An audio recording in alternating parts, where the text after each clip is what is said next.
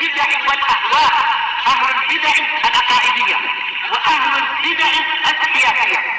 أنا أقول بيننا وبينكم السلف، بيننا وبينكم الكتب، كان فيقول البدع بيننا وبينكم. الحمد لله رب العالمين، والصلاة والسلام على المبعوث رحمة للعالمين وعلى آله وأصحابه ومن تبعهم بإحسان إلى يوم الدين.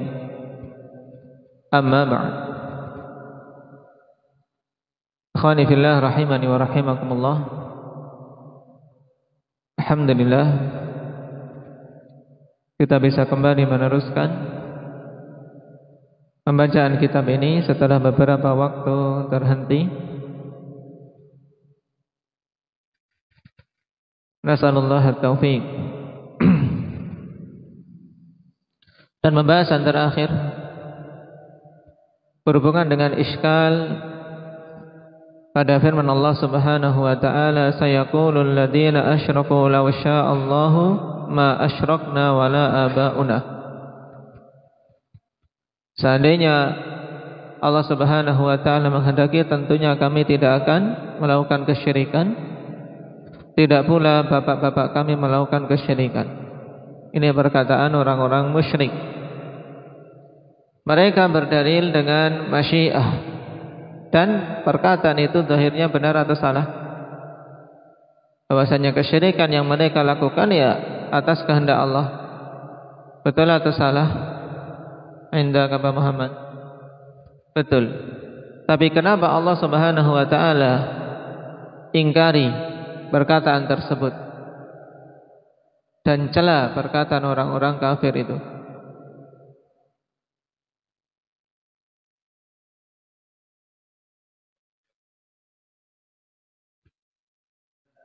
Dikarenakan mereka mengatakan itu, yaitu tidaklah kami melakukan kesyirikan kecuali dengan kehendak Allah. Mereka mengatakan itu untuk berhujjah dengan masyiah atas apa? Keridhaan Allah dan mahabbah Allah. Maksudnya berarti kalau kesyirikan ini dikehendaki oleh Allah, berarti Allah mencintai dan meridainya. Nah, di sisi inilah yang diingkari. Oleh karena itulah dicela pendalilan mereka tersebut. Dan hampir sama seperti apa? Seperti kisah pada asar Umar radhiyallahu anhu ketika memotong tangan seorang pencuri. Berdalil, aku mencuri dengan takdir Allah. Maka diriwayatkan Umar pun membalasnya, wa ana aqta'u yadaka biqada'illahi wa qadari. Cuman asar ini bagaimana derajatnya indak Arin?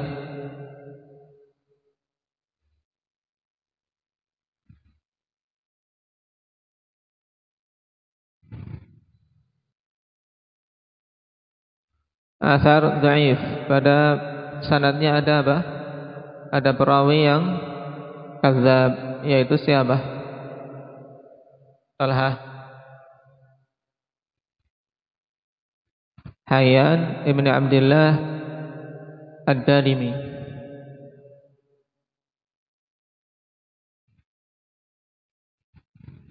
Ditambah lagi adanya inqita' sehingga dhaifun jiddan. Baik, sekarang kita lanjutkan. Qala al-Imam Ibn Abil Izz rahimahullahu ta'ala, fa in qil fama yaquluna fi ihtijaji Adam ala Musa alaihi wassalatu wassalam bil qadar idh qala lahu atalumuni ala amrin qad katabahu Allahu alayya qabla an ukhlaq bi 40 'ama. Nah, sekarang ikhwan, kalau permasalahan sebelumnya pada ayat-ayat yang disebutkan oleh Imam Ibn Abil Izz berhubungan dengan pendalilan orang-orang musyrikin dengan masyiah ini diingkari. Lalu bagaimana dengan pendalilan Adam? Nah, Adam berhujjah atas Musa alaihi salam ikhwan dengan takdir.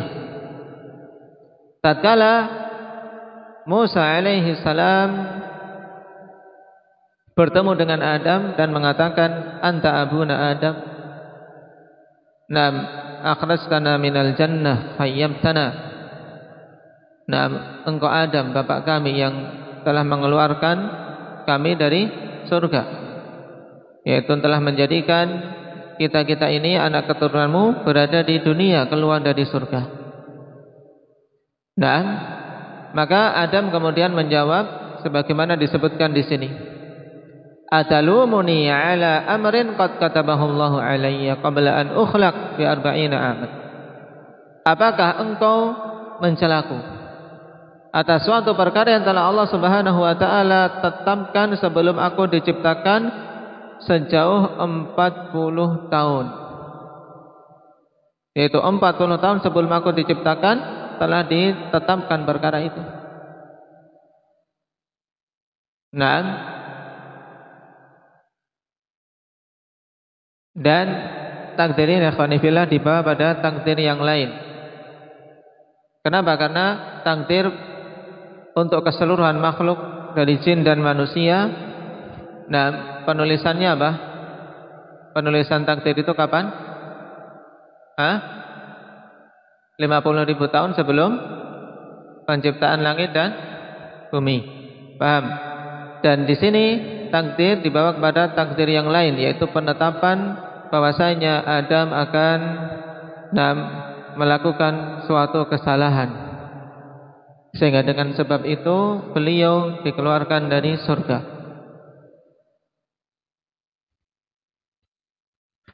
Sebagaimana ditegaskan oleh Syekhuna Muhammad ibn Hizam, hadza yuhtamalu annahu takdirun akhar.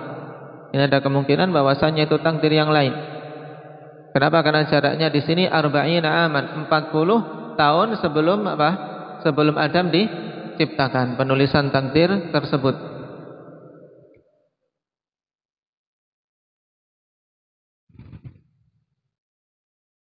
Wa syahida Nabi sallallahu alaihi wasallam anna Adam hajja Musa ay ghalabahu bil hujjah. Dan Nabi sallallahu alaihi wasallam bersaksi bahwasanya Adam telah apa? Telah menang dalam adu hujjah menghadapi Musa alaihi wasallam. Menunjukkan bahwasanya hujjah yang dikedepankan Adam kuat atau lemah? Wahyu. Kuat atau lemah? Kuat. Kenapa? Karena Adam mengalahkan Musa dalam apa? Dalam adu hujjah tersebut. Musa mencela Adam dikarenakan apa? Dia melanggar aturan Allah Subhanahu wa taala untuk tidak mendekati pohon yang dilarang. Kemudian apa? Adam membantahnya dengan menegaskan bahwasanya tidak pantas untuk mencela perkara yang aku lakukan, yang hal itu telah ditetapkan 40 tahun sebelum aku diciptakan. Paham? Nah, ini berdalil dengan takdir enggak? Berdalil dengan takdir. Tapi kenapa di sini Nabi sallallahu alaihi wasallam malah menegaskan bahwasanya waqad hajja Adam Musa. Ya. Adam telah mengalahkan dalam adu hujjah dengan Musa alaihi salatu wassalam. Jawabannya bagaimana? Qila, ya, dikatakan untuk menjawab iskal ini, karena yang pertama tentang ayat kok di sini diingkari, tapi berhubungan dengan kisah Adam dan Musa tidak diingkari. Bahkan Nabi sallallahu alaihi wasallam menegaskan tentang kebenaran hujjah Nabiullah Adam. Qila natalaqahu bil qabuli as-sam'i wa ta'ah. Kita menerima hal tersebut dengan penuh penerimaan, mendengar dan taat. Dalam artian sudah terima saja. Li sihhatihi an Rasulillah sallallahu alaihi wa ala alihi wasallam. Dikarenakan kesahihannya hal tersebut dari Nabi sallallahu alaihi wasallam. Wala natalaqahu birraddi wat taghdzibi li rawihi kama fa'alatil qadariyah. dan kita tidak menyikapinya dengan membantah dan mendustakan terhadap para perawinya sebagaimana yang dilakukan oleh orang-orang Qadariyah. Wala bita'wilatil baridah, demikian pula kita tidak mensikapi dengan takwil-takwil yang lemah. Takwil-takwil baridah itu takwil-takwil yang tidak memiliki landasan, yang dingin, tidak punya sisi kekuatan sedikit pun. Ta'wilatul baridah al-fasidah.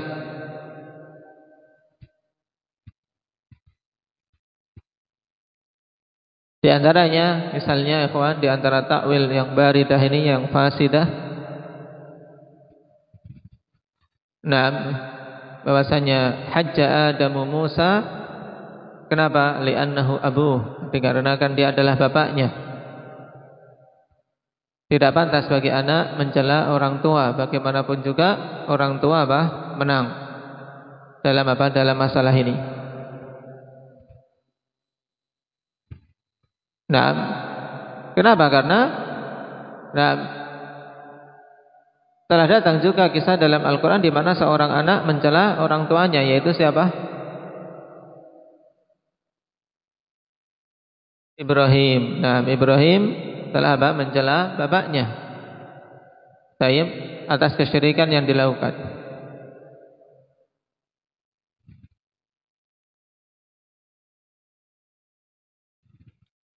Kemudian ada yang mentakwilkan dikarenakan dikarenakan dosa yang dilakukan oleh Adam itu dulu pada syariat Adam, sedangkan celaan dari Musa itu ada pada syariat yang lain. Ini juga tidak benar. Kemudian ada juga yang membawa bahwasannya adu hujjah tersebut terjadi di barzakh, padahal di alam barzakh sudah terputus dari taklif, sehingga tidak ada faidah untuk saling adu hujjah, saling mencela. Ini juga takwil yang lemah. Lalu bagaimana jawaban yang sahih? Kata Imam Ibn Abil Izz rahimahullah, balis sahihu anna Adama lam yahtaj bil qada'i wal qadari 'ala dzanbi wa huwa kana a'lama bi rabbih wa dzambihi. Baik.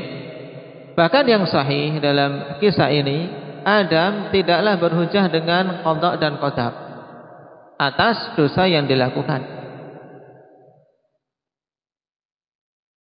Dan beliau adalah orang yang paling berilmu tentang Rabbnya. Beliau Nabi dari makhluk-makhluk yang lain. Demikian pula beliau yang paling tahu tentang dosa yang beliau lakukan. Buktinya ketika manusia di padang mahsyar datang kepada Adam minta untuk mensyafaati, beliau meminta uzur, teringat dengan dosanya ini. Padahal Allah Subhanahu wa taala telah mengampuninya. Bal ahadu banihi minal mu'minin lam yahtaj bil qadar fa innahu batil. Bahkan tidak ada seorang pun dari anak keturunan Adam dari kalangan kaum mukminin yang berhujjah dengan takdir. Sebab hal tersebut merupakan perkara yang batil. Berarti dinafikan, ya kawan. Gambaran orang bahwasanya Adam berhujjah dengan takdir ini ditolak dalam kisah itu. Lalu Musa bagaimana? Wa Musa alaihi salam kana a'lama bi abihi wa bi dzambihi min an yaluma Adam alaihi salam ala dzanbin qad taba minhu wa taballahu alaihi wajtabahu wa hada. Dan Musa alaihi salam, beliau adalah orang yang paling tahu tentang bapaknya dan tentang dosa yang beliau lakukan. Ya. Beliau tahu dan sangat gamblang tentang tentang keadaan Nabiullah Adam alaihi salatu wasalam. Sehingga tidak pantas untuk beliau mencela Adam atas dosa yang beliau telah bertobat darinya. Adam telah bertobat darinya dan Allah telah menerima tobatnya. Taballahu alaihi, maksudnya apa? Allah telah menerima tobatnya. Wajtabahu wa hadah, dan Allah telah memilih beliau dan memberikan hidayah kepada beliau. Nah, sekarang lalu diarahkan kemana celaan Nabi Musa alaihi salam. Wa innama waqa'al laumu 'alal musibati allati akhrajat auladahu minal jannah. Baik. Hanyalah celaan itu jatuh atas musibah yang telah mengeluarkan anak keturunan Adam dari surga. Paham? Baik. Wahai bapak kami Adam, engkau telah apa? Menjadikan kami sengsara. Engkau telah mengeluarkan kami dari surga. Musibah, ya kan? Celaannya di situ. Maka fahtajja Adamu bil qadari 'alal musibah la 'alal khati'ah. Maka Adam pun berhujjah dengan takdir atas musibah yang menimpa. Ini musibah, kenapa? Dicelah. Paham? La 'alal khati'ah. Beliau tidak berhujjah dengan takdir atas kekeliruan dan kesalahan yang beliau lakukan. Nah, fa innal qadara yuhtajju bihi 'indal masaib, sebab takdir itu dijadikan hujjah ketika apa? Ketika tertimpa musibah-musibah. Dan hendaknya memang demikian, ketika mendapatkan musibah kembalikan ke takdir sehingga seorang bisa bersabar dan ridha. Maka dikatakan oleh Syekh, fa innal qadara yuhtajju bihi 'indal masaib la 'indal ma'aib. Sebab sesungguhnya takdir itu boleh dijadikan hujjah. Nah, untuk musibah-musibah, bukan untuk apa? Aib-aib. Kalau aib, ya jangan. Tidak berdalil dengan apa? Dengan takdir. Wa hadzal makna ahsanu ma qila fil hadits. Dan makna ini adalah apa? Sebaik-baik makna yang dikatakan di dalam hadis ini. Baik. Dan inilah yang dirajikan oleh Syekhul Islam Ibnu Taimiyah rahimahullah dalam fatwa beliau. Juga apa? Dikuatkan oleh Ibnul Qayyim.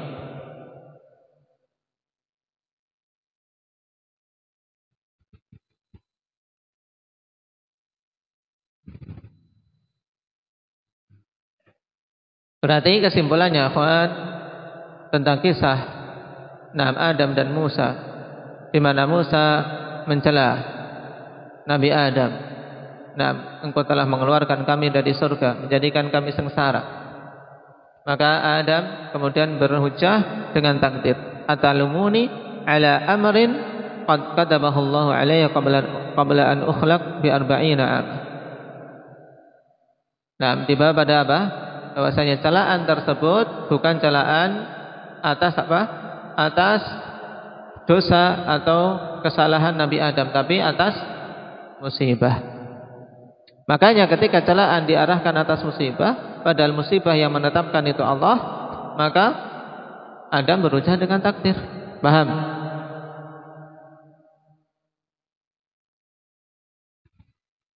Qala fama qaddara minal masaibi yajibul istislamu lah. Maka apa saja yang ditakdirkan berupa musibah-musibah wajib untuk menerimanya. Fa innahu min tamamir ridha billahi rabba. Sebab sesungguhnya hal tersebut termasuk di antara kesempurnaan keridhaan bahwasanya Allah itu adalah Rabbnya. Wa amma dzunub falaysa lil 'abdi an yudhnib. Adapun dosa-dosa maka tidak ada hak bagi si hamba untuk melakukan dosa. Sehingga tidak boleh ridha dengan perbuatan maksiat.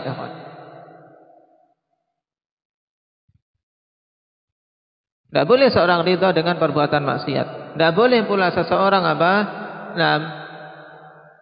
merasa nyaman dengan kemaksiatan yang dilakukan tanpa ada penyesalan.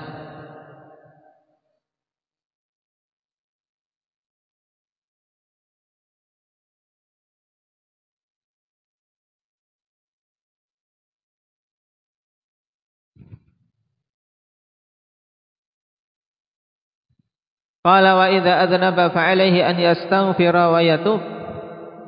Dan apabila dia melakukan dosa maka atasnya untuk beristighfar dan bertobat. Fayatubu minal ma'aib wa yasbiru 'alal masaib.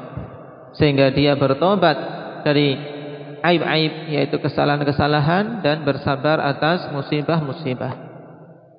Jadi apa yang ditimpakan ikhwan berupa musibah, maka dia wajib untuk apa?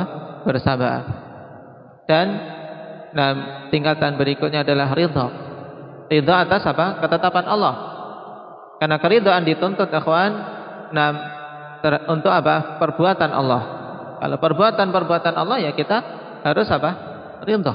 Ridha dari sisi itu ikhwan. Adapun yang berhubungan dengan kemaksiatan, karena itu dari kita, ya kan? Nisbahnya ke kita. Maka tidak boleh kita ridha dengan perbuatan kemaksiatan kita, atau ridha dengan perbuatan kemaksiatan orang. Tidak boleh. Qala ta'ala fasbir inna wa'dallahi haqqun wastaghfir li dzambik. Bersabarlah engkau, sungguhnya janji Allah Subhanahu wa taala itu hak, dan beristighfarlah untuk dosa-dosamu. Li dzambik di sini memiliki makna umum dari sisi mana? Indah Ahmad. Mufrad mudhaf. Ya, mufrad mudhaf yufidul umum, li dzambik, yaitu untuk keseluruhan dosa-dosamu. Wa qala ta'ala wa in tasbiru wa tattaqu la yadurrukum kaiduhum syai'a. Jika kalian bersabar dan bertakwa, maka tidaklah akan bermudarat bagi kalian tipu daya mereka sedikit pun. Nah, berarti berhubungan dengan kisah Adam ya fillah, Adam tidak berucap dengan takdir atas apa? Atas dosa dan kesalahan beliau. Karena beliau sangat paham. Nah, hamba yang mengetahui sifat-sifat Rabb-Nya dan mengetahui dosa yang dia lakukan. Nah, beliau tidak berucap atas dosa tersebut. Nah, untuk apa? Tidak berucap dengan takdir untuk dosa yang dilakukan, tapi berucap dengan takdir atas musibah yang menimpa. Dan ini taujih yang bagus ya Pak. Dan berhubungan dengan masalah ini,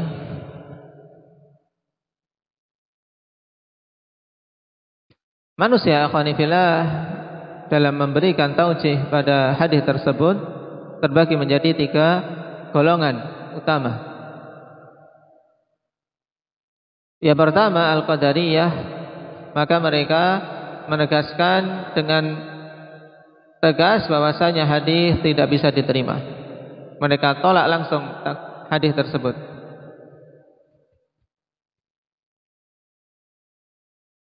Kenapa ikhwan? Karena hadis secara tegas menunjukkan tentang apa?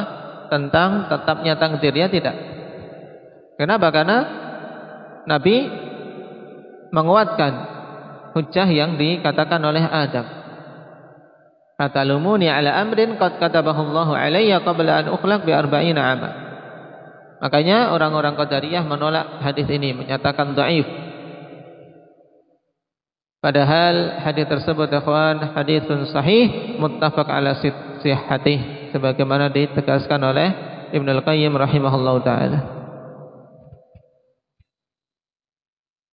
Golongan yang kedua Al-Jabriyah.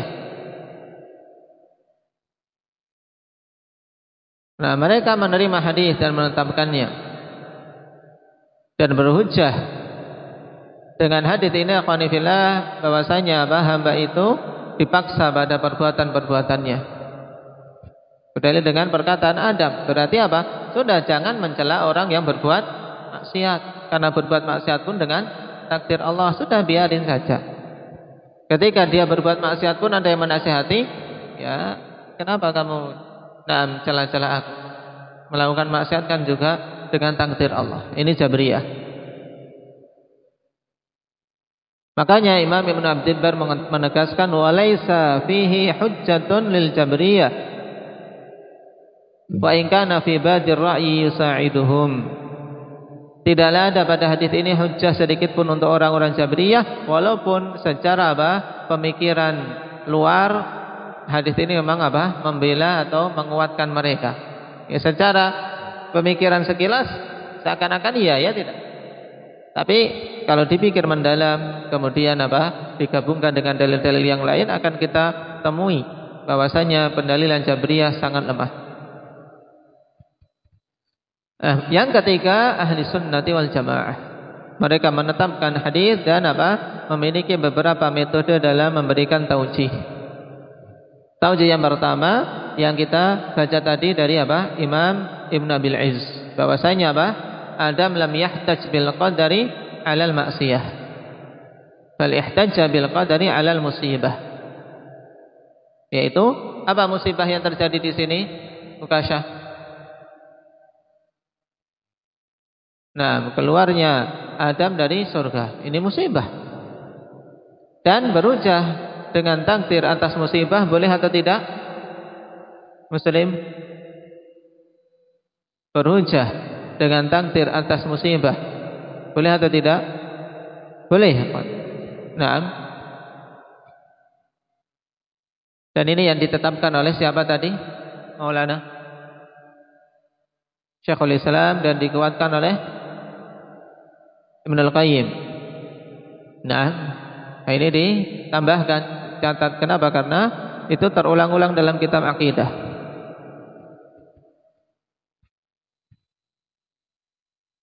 Kemudian taujih yang kedua yang juga didatangkan oleh para ulama ahli sunnah,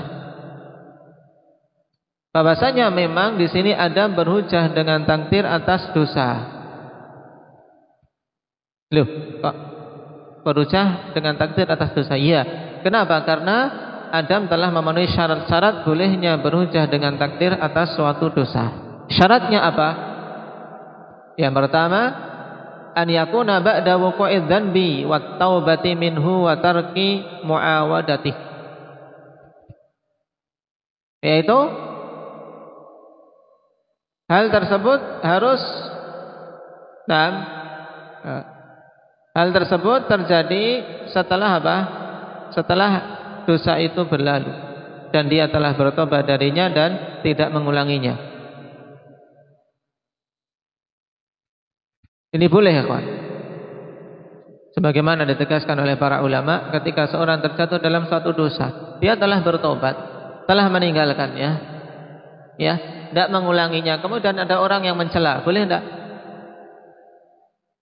Dasar kamu dulu aja preman, suka mabuk. Padahal sekarang sudah tobat, sudah bagus, sudah apa? Betul-betul menyesali, tidak mengulangi. Boleh tidak seperti ini? Muhammad, tidak boleh. Makanya kalau orang tadi, ya akhi, kenapa kamu mencela? Nah, sesuatu yang telah Allah Subhanahu wa taala takdirkan atas diri. Boleh berujar dengan takdir. Atas apa? Atas dosa yang dulu dilakukan. Kenapa? Karena telah terpenuhi 3 syaratnya. Apa tadi? Dosa itu telah terjadi, nah, berlalu. Yang kedua apa? Dia telah bertobat darinya, dan dia apa? Telah meninggalkan tersebut dan tidak mengulanginya. Tapi kalau seorang berusaha dengan takdir, masih minum khamar, misalnya minum khamar, ya akhi, nah, ini dosa, tidak boleh mabuk-mabukan, perbuatan buruk. Kemudian berhujjah, apakah kamu mencelaku atas hal yang Allah takdirkan atas diriku? Boleh tidak? Tidak boleh. Paham? Nah,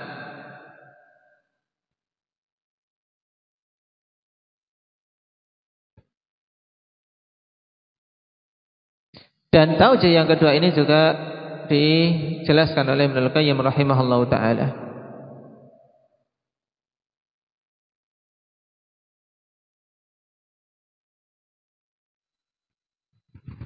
Sehingga dari sini berbeda ya kawan, antara apa yang dilakukan oleh Adam alaihi salatu wassalam dengan apa yang dilakukan oleh orang-orang musyrik. Sama-sama berhujjah dengan takdir.